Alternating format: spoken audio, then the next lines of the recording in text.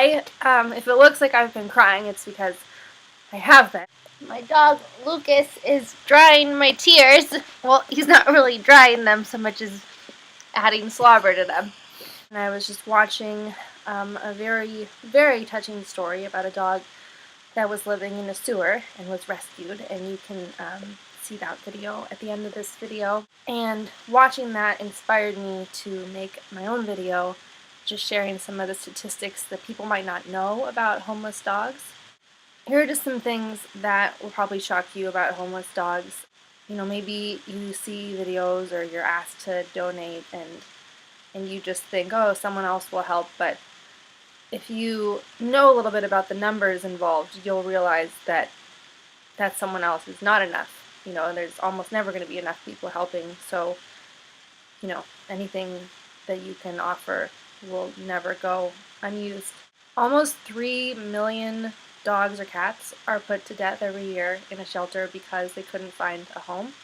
And you know, shelters don't, if they don't have enough money to keep those dogs alive, they obviously don't have enough money to be their own publicists or to have a marketing team, so that number could go down so much if people were just spreading awareness, and those people kind of have to be you know.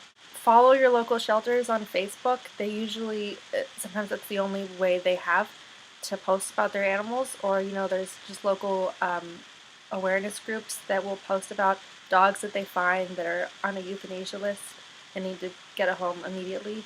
And, you know, share those posts. If you know of a friend who wants to adopt a dog and it looks like that would be their type of dog, tag them in the post. It's all about making the right connections, and just doing that could save one more life. Only 1 in every 10 dogs born will find a permanent home.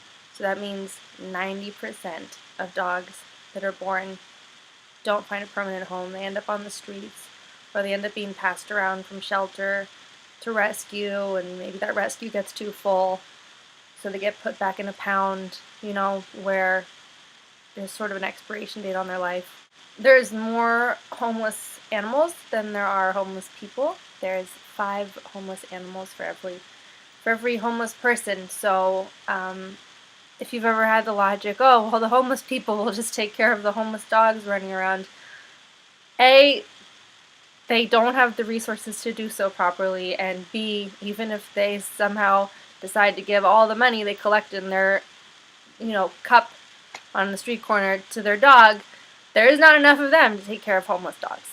Anywhere between 20 and 45,000 dogs run around in the street homeless just in LA right now. That's just one city. So much of that could be changed if people just spread awareness, know who to get in touch with, take the right steps, and most importantly, please adopt. Don't buy from breeders. You might think, oh, it's just you, it's just one dog, but honestly, a lot of breeders don't even end up selling maybe half their litter. They make enough money off of selling a few dogs. If just those 3 people that didn't go buy that dog, that one litter, maybe that breeder would realize this business isn't working out for them, and that'd be one less breeder on the street. So protesting that business, you do a lot more than you think. I know you might wonder, well, what will the breeder do with those dogs if nobody buys them? The truth is they're going to leave them in the streets, or they're going to take them to a pound. And if you adopt from a pound or a rescue, then that's another open place for a dog that's been abandoned by a breeder, which many, many of them are. So that's absolutely where you should be putting your money. And you can adopt a dog for like $30. Buying a puppy from a breeder can cost thousands of dollars. If you have that kind of money to throw around, I'm jealous of you. Donate it to a rescue. You could probably save several dogs' lives and still take home your own little precious friend.